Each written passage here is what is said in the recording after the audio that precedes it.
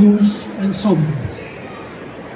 Una respuesta quizá apresurada sería decir una obra de antropología filosófica.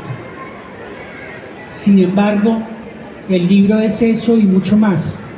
Incluso este lector, sorprendido y pasmado, sería más honesto si dijese inclasificable.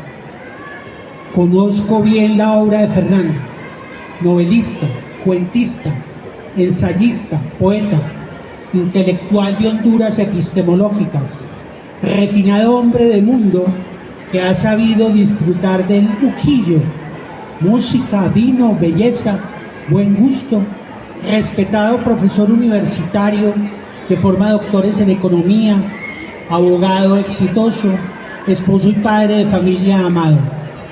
No obstante, este libro es distinto a todo lo que le conocía. Con un singular lenguaje de poética conceptual impecable, su autor revela la consistencia de un pensamiento propio y aborda desde su experiencia vital y de lector la pregunta esencial: ¿qué es el hombre? Por supuesto, que dialoga en este camino conceptual vertiginoso e inmenso con Heidegger, Freud, Weber, Benjamin, Bachelard, Agamben, Steiner, Levi-Strauss, Kuhn, Morin, Byung-Chul Han, Franz de Waal, entre otros.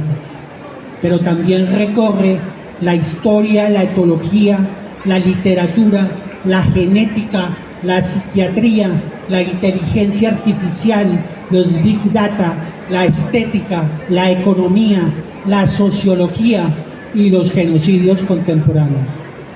Entonces, esta joya es muchos libros a la vez y puede ser disfrutada por un lector que ame la cultura y no busque en su autor certezas sino incertidumbres.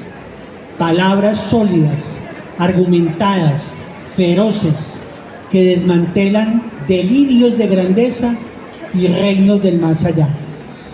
Fernando, como Heidegger en la Selva Negra, viaja los fines de semana a las alturas de su casa de campo en la cordillera y, aislado del bullicio, en total soledad y rodeado de la naturaleza, el viento azuloso de la montaña y quizá su perro, piensa y escribe, rumia, dialoga con su yo profundo.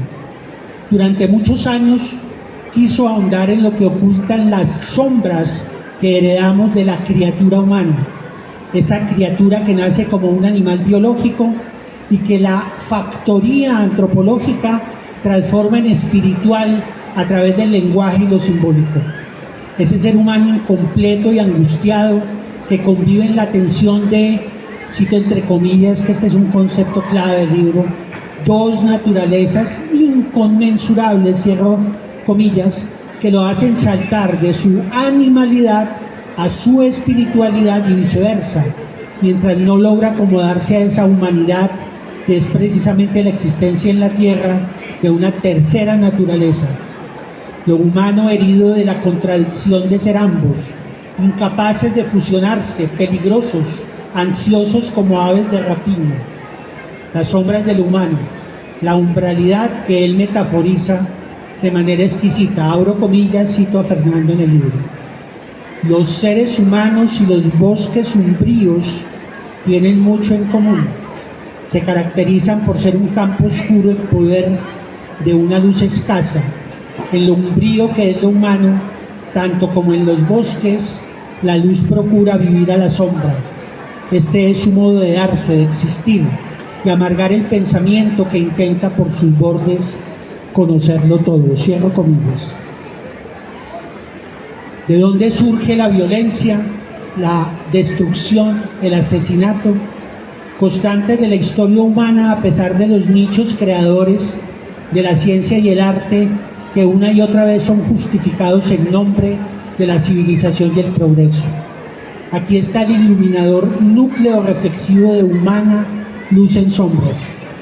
La barbarie no viene del animal, sino de la espiritualidad que manipula los instintos y los transforma en un delirio destructivo permanente.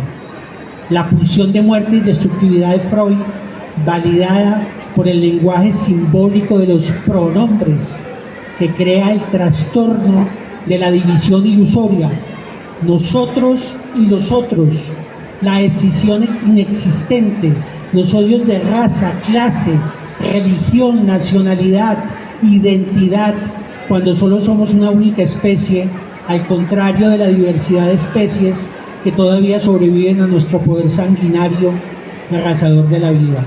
Esa, comillas, tormenta